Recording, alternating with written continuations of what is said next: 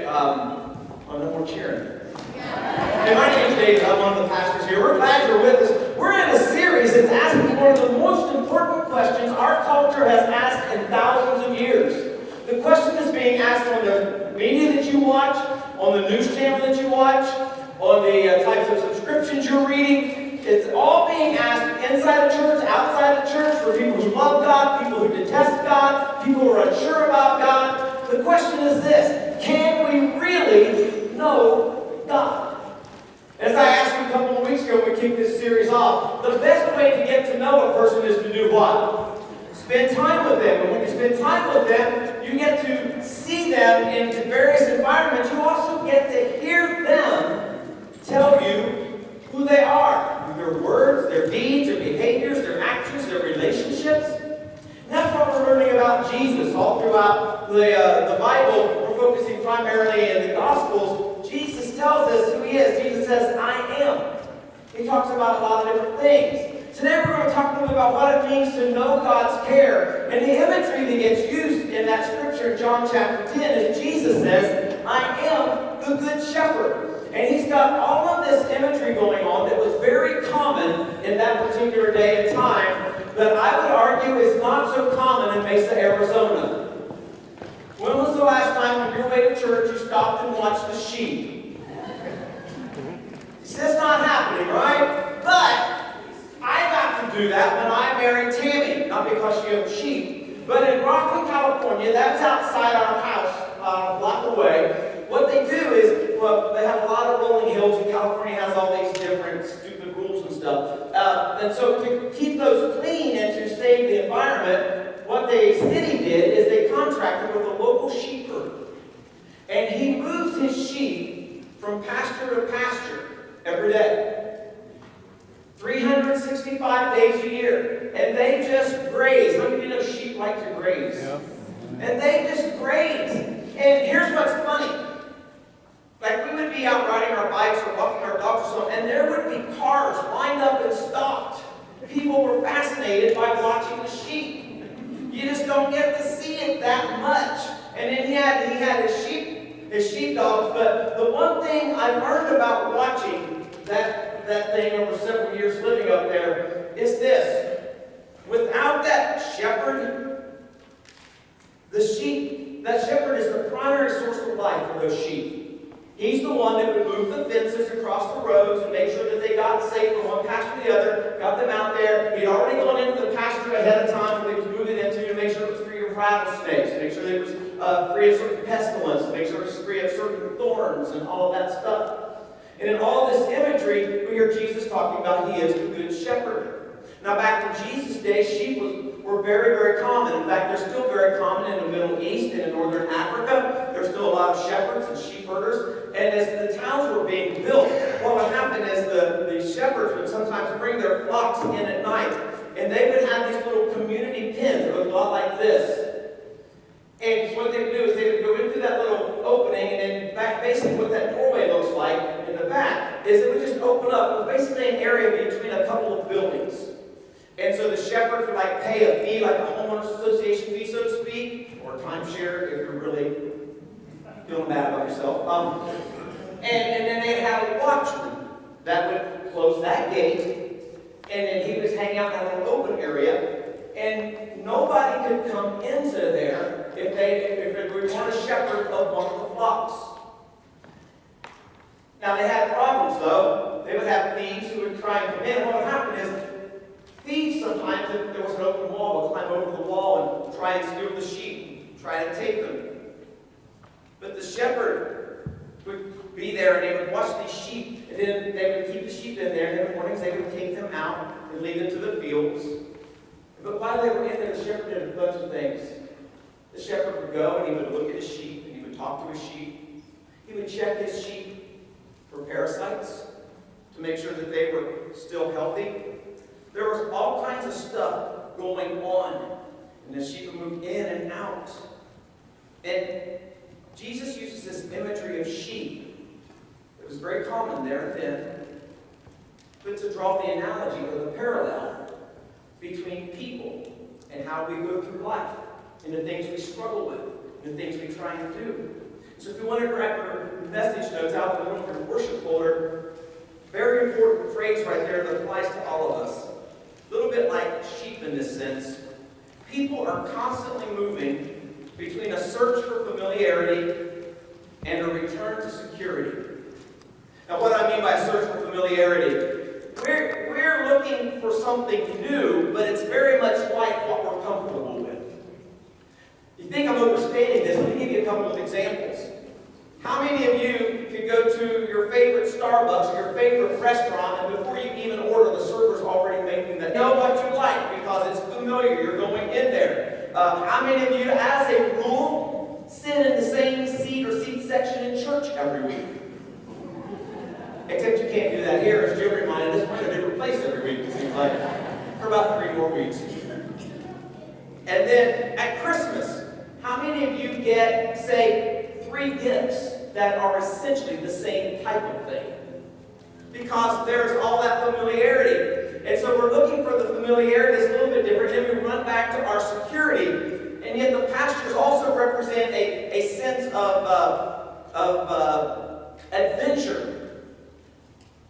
And we do that too. We just do it inside our security realms. For instance, how many of you sometime in the last 30 days have found yourself daydreaming about where you're going to go on vacation this summer? Or maybe a new job that you would like to have? How many of you thought about the possibility of finding a new house? It's familiar and yet it's different. And there's a sense of security in it. And we move in and out of life like that. We wrestle with the security of the familiar, and yet we are excited about the new possibilities that can come our way. And the Bible talks about that in Psalm 121. We see these words. It says, "The Lord will watch over your coming and going, both now and forevermore." And so as we jump into this passage this morning in John chapter 10 that I asked you to read in my weekly communication, we see some real imagery going on as Jesus as the gate. He says, "I am the good shepherd," but then there's this imagery that's taking place in there. The gate had the person, you had an owner, and you had the watchman, and then here's what would happen. Those thieves that I mentioned a minute ago, they would come in and they would try to steal the sheep, but they weren't going to harm the sheep. What they wanted to do is they wanted to steal them so that they could take them out and sell them, or they could take they could shear them and sell the wool. They wanted to use the sheep for what they could get out of them. They just didn't want to have to own them. And if you think about it, there are a lot of people in life who want to steal from you or use you for what they can get from you. They just don't want to own a relationship with you. They don't want to pay the sacrifice that goes into nurturing a mutually fulfilling relationship. For instance, maybe you have a reputation as being a very generous person. And there are other people who aren't really interested in a real relationship with you. They just want to be the beneficiaries of your generosity. And so they steal that from you. Maybe you're known as a person who's has a very strong sense of serving. Some people aren't interested in a relationship with you. They just want to engage you to steal some time from you so that you can serve their needs in any given moment or any scenario.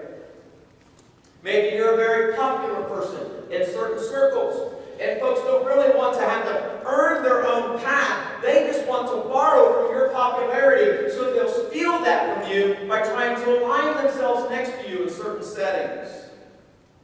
Because here's why. Deep inside every human being, there is a desire to be loved and to be known. That's really what this whole passage boils down to today. In fact, let's jump right in John chapter 10. Take a look at these words. This is Jesus talking, and Jesus says, "I tell you the truth. Anyone who sneaks over the wall of a sheepfold, rather than going through the gate, must surely be a thief and a robber. But the one who enters through the gate is the shepherd of the sheep. The gatekeeper opens the gate for him, and the sheep recognizes his voice and come to him. He calls his own sheep by name, and he leads them out. And after he has gathered his own flock, he walks ahead of them." And this is so cool. "And they follow him because they know his voice. They won't follow a stranger. They will run from the stranger because they don't know the stranger's voice. Real quickly, I want to walk through a couple of things we can extrapolate from that. Number one is this. Jesus, the Good Shepherd, knows me by name. Now, pause there for just a moment.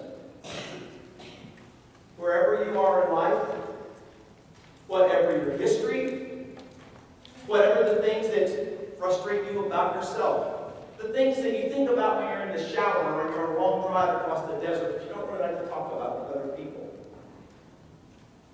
Jesus knows you by name. Now, sticking with the imagery that's coming out of this particular passage, in those sheepfolds where I showed you that picture, in those towns, in those communities, there wasn't like just, David took his flock of sheep in there and I got here first kind of thing. And then John comes along with his and they say he can't come in. No, the more the merrier, right? And so they crowd him in there, and there could be 3, 4, maybe 5 different flocks of sheep in there. Well, the next morning, how in the world would they get the right ones out? It's because every one of those sheep had been named by their shepherd. And because the shepherd spent time with them, the shepherd checked their bodies for parasites, the shepherd led them to certain pastures, the shepherd led them to cool water, the sheep knew the shepherd's voice, and he literally would call them by name. What he would do is he would stand there by that gate, and he would call them. He'd say, Archie, and Mary, and Sue, and Erna, and George, and Kevin, and Nick, and Lionel. And the sheep would all walk out. There's a story told that in World War I, as the invading armies were coming into France, outskirts of the areas of France still had a lot of sheep and shepherds, that some of the German soldiers snuck into an area one night and literally tried to steal a whole flock of sheep. They got them outside of the pen, and they were kind of trying to herd them. And you've got this lone shepherd standing there, and he's no match for these German soldiers. He's trying to think, how do I save my flock? How do I protect my flock? And then here's what he did. As they were being led away by the German soldiers, who didn't threaten him with anything if he just stayed out of the way, he just stood back. And after they got just a little ways away from him, the shepherd started calling his sheep by name. And they all began to turn and run away from the German soldiers. Well, the German soldiers had no way to corral those sheep who were returning to a voice, because in their haste to try and steal them, they couldn't compete with the one thing that brought security to these animals, and that was the voice of their shepherd. And Jesus knows you by name. And he knows when the ugliness of life is trying to distract you, when the temptations of life are trying to pull you away, and he's calling out to you. Archie, Mary, Lionel, Kevin, Sue. He's given us the opportunity to seek him out and return. Second thing, Jesus, the Good Shepherd, accepts me as I am. For some of us, that's great news. See, sometimes people will say, I don't know how God can ever accept me. This is someone who's being sincere, and they've got some memories of some things in their lives that they really would rather not have happened. Maybe they aren't so proud of, but in a conversation, say, David, I just don't know that God can forgive me. I don't know that God can ever accept me. And I remind them that when God accepts you, in very, very many ways, he's not about you. It is and it isn't. But his acceptance is because when God looks at you, God sees the true identity that he implanted with you at your inception. God knows who the real you is, and what is going to take and pull it out, because he designed you with a certain DNA, with a certain purpose, for a certain function.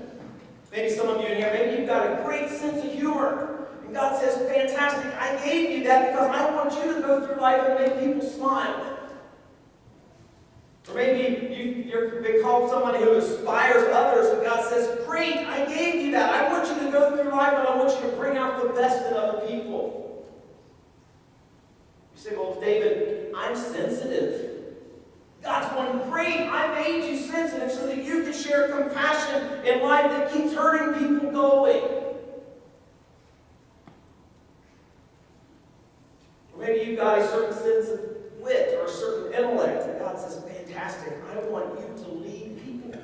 See, the problem in most of our lives when it comes to this issue about who we really are is that we have a tendency to see ourselves as other people, especially the people in our lives we consider the most important, the opinions we listen to. We have a tendency to see ourselves as they see us. But that could be good or that could be bad. You get to pick. But we have a tendency to see ourselves through the eyes of a parent. Some of you in this room had phenomenal parents. And some of you in this room had parents who were a little less than phenomenal. Some of you in this room still see yourself through the eyes of your spouse or your coach or your teacher. But what if the most important person in your life is the person of Jesus Christ?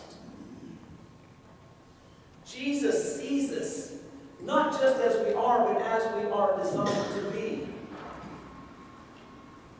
There comes a point in our lives, folks, where we have to take what we know in our minds and transport it to our hearts. That's why I love the lyrics of that song we were saying just right before I came up here. You know the one I'm talking about? It says, I am who you say. Say that with me. I am who you say I am. That's the acceptance of God in my life and in your life. Now here's the problem. It's the next one line in your notes. The problem says this. The biggest problem most people have in life is the problem of insecurity. That may be the most important sentence in this entire conversation today. The biggest problem most people have in life is the problem of security. Because as I mentioned a moment ago, people want to be known. People want to belong. That's why the line, if you love me, you will, still works on high school girls.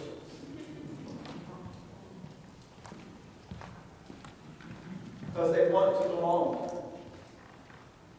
They want to be loved. That's why, in many instances, high school is no different today than it was when I was in high school or it was when George and Becky were in high school.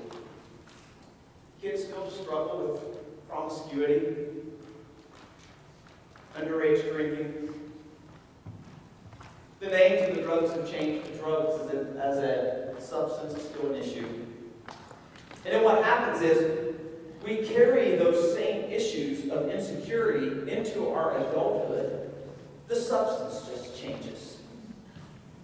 Some of us grow, we move from wanting to be known and doing the things in high school, maybe even into college, we get into adulthood, and we still struggle with the insecurity, like in our careers. Or the economic situation that we find ourselves in. Or whatever a midlife crisis is supposed to be. We still deal with those things. And you know who knows that? Knows it better than anybody. Advertisers. And televangelists. I think I'm joking.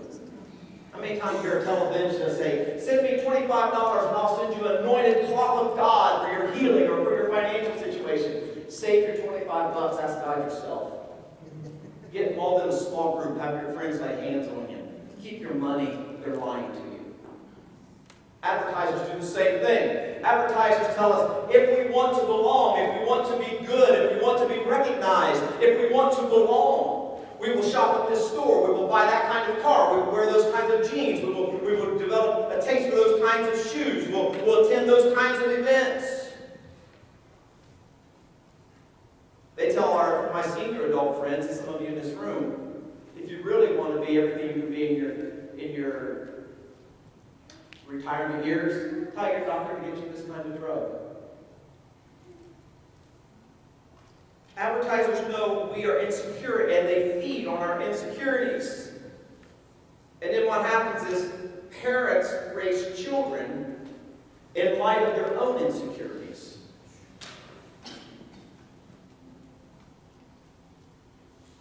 And then you got people who are wired like me, and that's why they created the acronym FOMO. Fear of missing out. I want to know what's next. I want to know what's around the corner. I wrestle with living in the moment because I'm so concerned about what's still out there. Some of it's an insecurity. But here's the thing, folks. It's the thing that gripped my heart when I was putting this conversation together. When you find that you're secure in Jesus, you'll find that you're secure in life. And if you're not secure in life, you may want to re-examine your relationship with Jesus.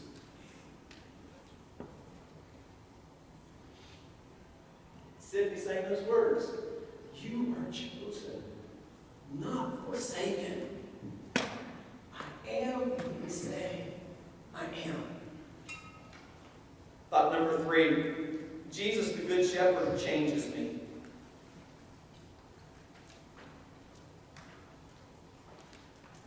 How does Jesus change us? Well, obviously, Jesus changes us through the act of removing our sins and this thing that we call salvation.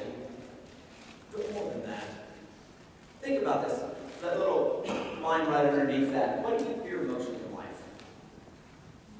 Now, I know that the number one fear in life. Does anybody else know what the number one fear in life is in the United States?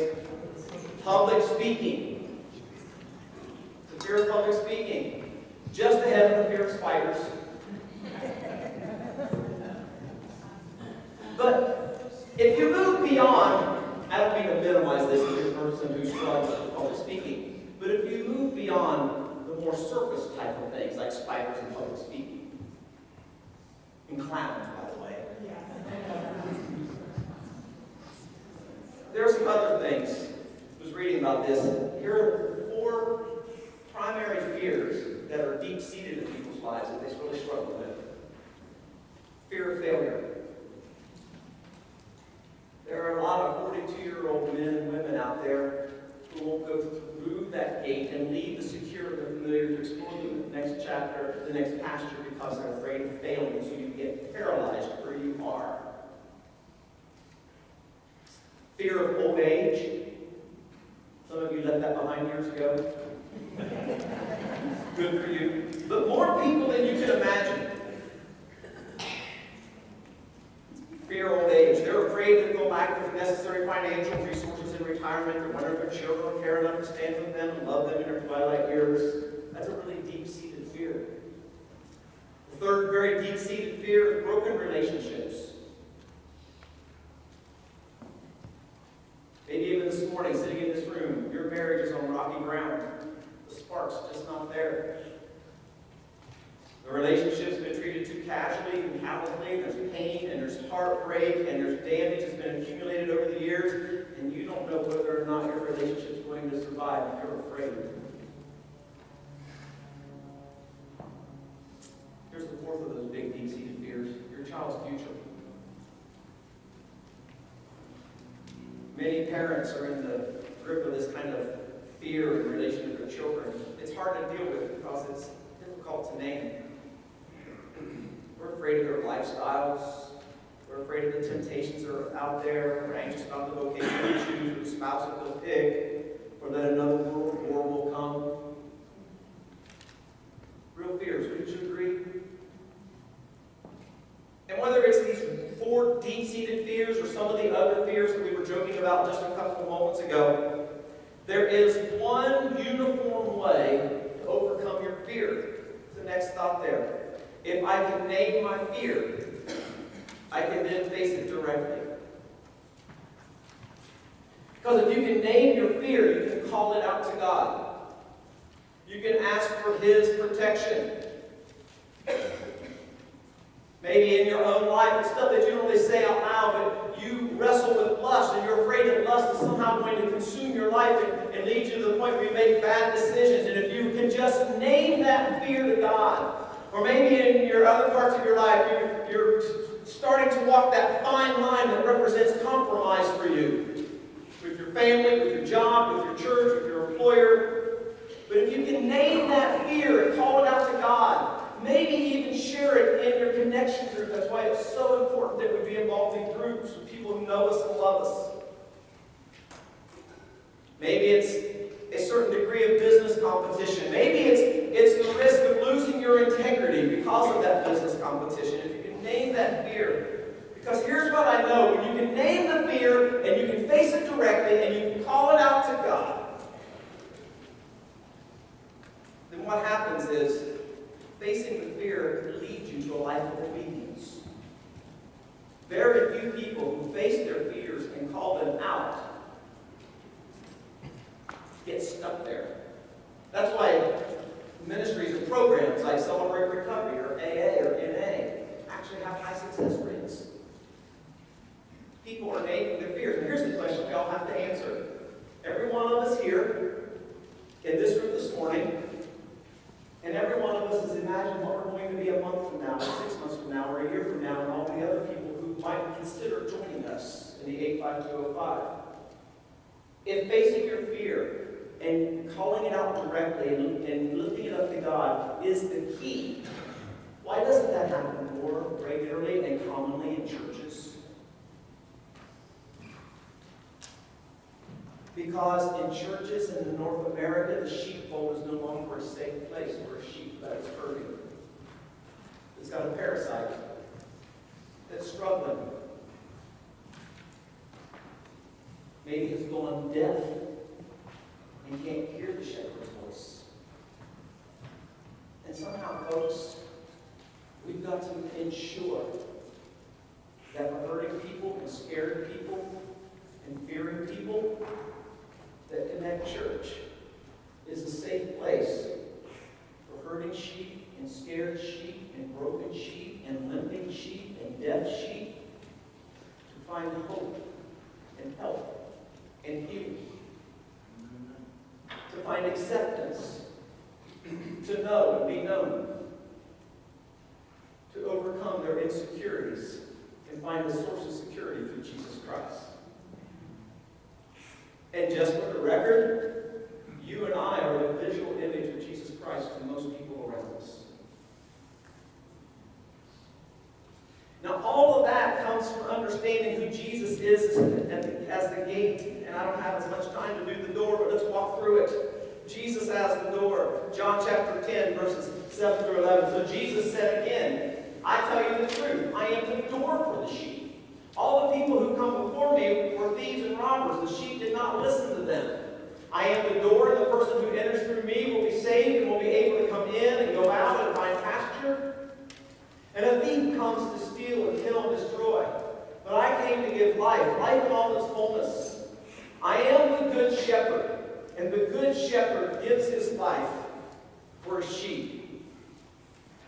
A few moments ago, I showed you a picture of a sheepfold that took place in the villages and the towns. It was just kind of a place that was hollowed out in between a couple of buildings that were existing. But when they took them out in the pastures, sometimes they'd be out there for weeks or months at a time. What did they do out there to protect them? Because in town, they had thieves and robbers who might come and try and steal the sheep so they could sell them or sell the wool. But out in the pastures, out in the wilderness, out on the hillsides, those thieves and robbers looked like wolves and coyotes and bears. And here's what one of those looked like out there. They would just find a little hole, maybe in a box canyon or a little bit of a cave, or maybe they gather a bunch of rock and they would build it. And then you see from the picture, you can kind of tell it comes up kind of against the rock, but it has to leave room for walkway, for passage. And what would happen is they didn't have gates there, and they couldn't do those kinds of things there. And so what they did was the shepherd slept across the doorway. And no sheep could get out without first crossing over the shepherd, nor could any thief, robber, wolf, coyote get into the sheepfold without trying to walk over the shepherd. The shepherd literally laid down his life to protect the sheep. And that's what Jesus is saying he is. When Jesus says, I am the door, Jesus is saying nothing gets past me going in or coming out. I've given my life for that. Now let's talk about that, looking at your notes. What is the purpose of the door? The door has two purposes. Purpose number one is this. The door shuts something behind us. You left your house this morning, and you got in your car, and you drove here, and when you got out of your car, you shut it, and how many of you locked it? Of course course you did. Look at all the thieves and robbers sitting in here. But you shut it. The door shuts stuff behind us. That's what a door does.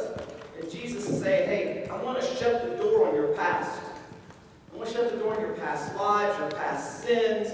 I want to shut the door on your guilt and your shame and your pain and your disappointment. Jesus says, I want to be the door in your life, and you can't handle that on your own. Why don't you just step out from that pen and let me shut the door on all of that stuff that you used to be? But because of him, you're no longer that person anymore. Then what's the second thing the door does? If the door all shuts something behind us, the door also opens things to us, correct?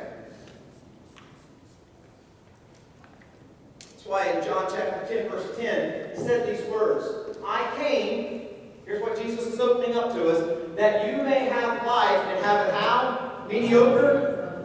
Have it how? Abundantly. Or the other translation says, to the full.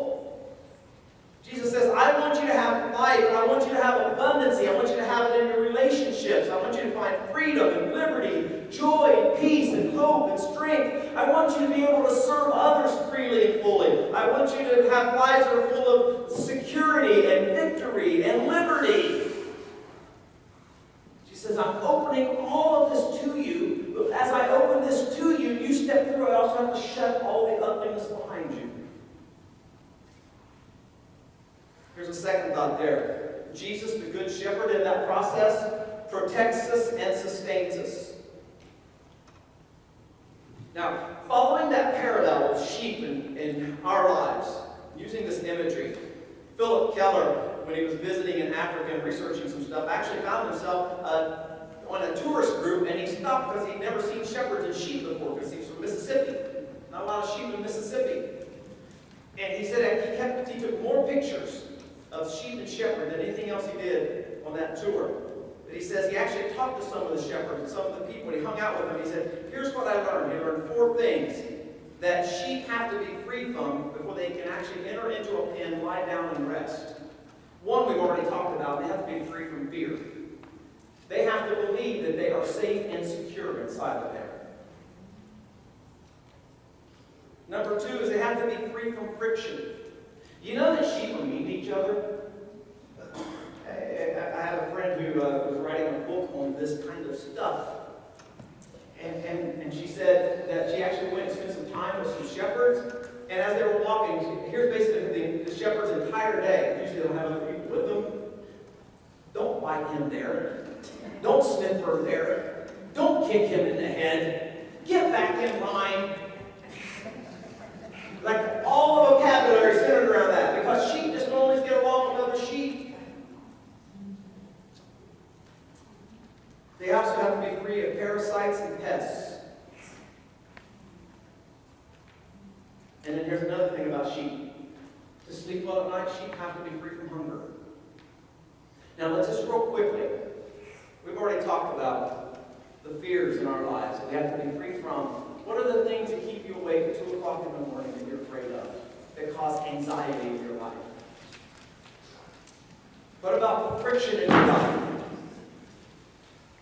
Who's the person that you dread seeing whenever you go into a certain area of town, or a certain store, or a certain restaurant, or why you switch the Starbucks you used to go to?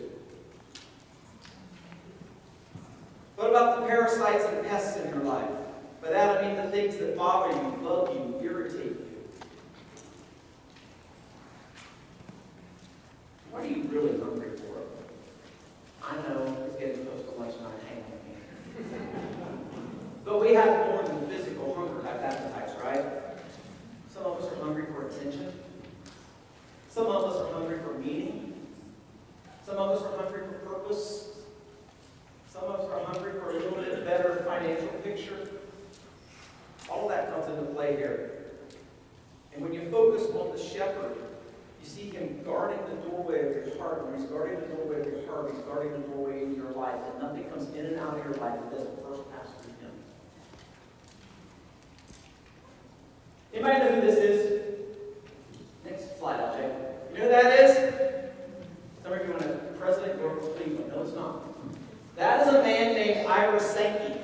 How many of you grew up in the church? How How many of you grew up in the church where they started every service with open your hymnal to page number? Well, if you were to go back and pull out that hymnal, probably a good third, maybe even half of the hymns in that hymnal were written by Ira Sankey. In the 1800s, Ira Sankey actually wrote a lot of hymns, and he traveled and sang with the great evangelist D.L. Moody. He was very popular, very famous back in that day. And one day he was on vacation, and he was on a riverboat, and this man, it was Christmas Eve actually, and some people recognized him. And they asked him if he would sing a hymn.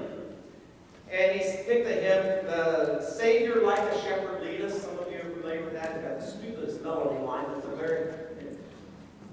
And he began to sing that song. And when he finished, a man walked up to him, and he said, hey Sankey, did you serve in the Union Army? And Ira Sankey said, well, yes, I did. And he said, well, did you serve in a particular area in 1862? And Ira Sankey said, as a matter of fact, I did. And the man replied, so did I. He said, were you a sentry? And he said, yes, I was a sentry many nights. And the man said, I did serve there too, but I served in the Confederate Army. And one night I snuck up on you and I raised my musket and I took aim. And just as I did that, you raised your eyes to heaven and began to sing the same words you just sang from the ship a few moments ago. And he said, I heard the words profoundly, we are thine, do thou befriend us, be the guardian of our ways. And he said, when I heard you singing those words on duty in the middle of the night, he said, I had a flashback to all kinds of memories of my grandmother singing that in our cabin. He said, when you finished singing, it was like my arm went limp, but I couldn't take aim at you anymore. And he said, I found myself thinking, the Lord who is able to save that man from certain death must surely be great and arming, and great and mighty. Now, Ira Sankey had no idea that by doing that he had actually saving his life. That's what the Good Shepherd does. And we all like stories like that, and yet all of us can say, but what about? We aren't the only ones who sometimes wrestle with that. Leonard Sweet talks about, it's hard to talk about a message about the Good Shepherd without referencing probably the most popular scripture in all of the Bible that deals with this imagery. You know what I'm talking about? Psalm 23. Psalm, the Lord is mine. Probably the most powerful line in that entire psalm is the line that says, though I walk through the valley. And the two words that make that line so powerful is the word though. It means even though I'm going through all this trial and tribulation and struggle, I will walk through. And then here's what happens. Some of you in this room know sign language. The only difference between the word though and the word through is what? It's the letter R. And in sign language, the letter R is this. Next slide. Cross fingers.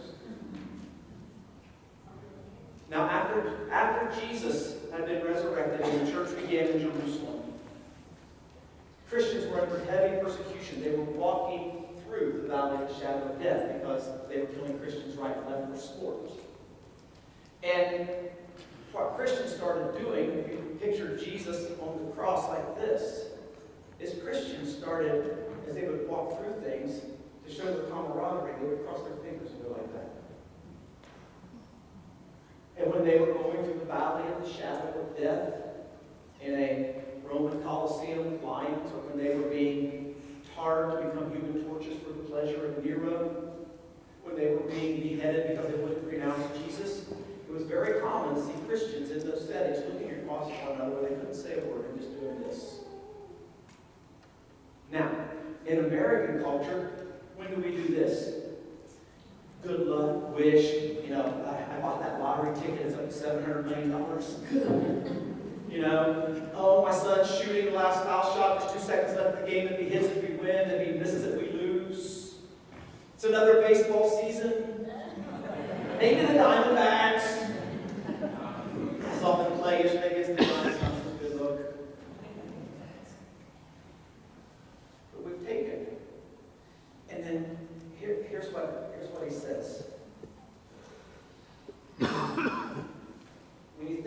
difference between though and through? Whatever you're going on in your life, if you think about that song, though I am facing this layoff, though I received bad news from my oncologist this past week, though my child is hurting, Christ is with me.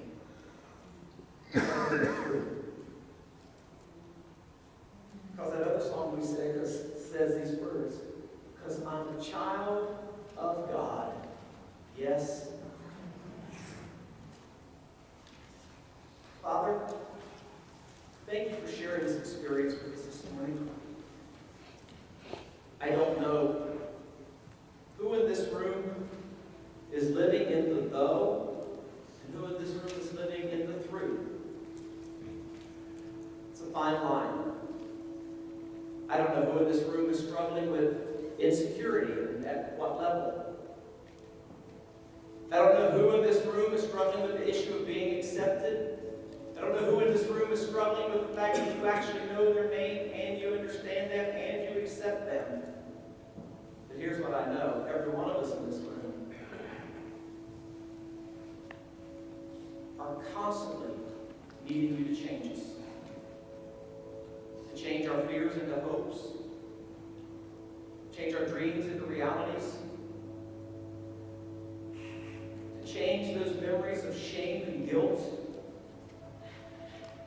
into memories of victory and liberty, where we say, though that's the person I used to be, through the blood of Jesus Christ, I am who you say I am. Before I finish this prayer, anybody here just want to raise their hand, not go back down, and say, David, one of those for me, pray for me this morning. That's all I'm asking.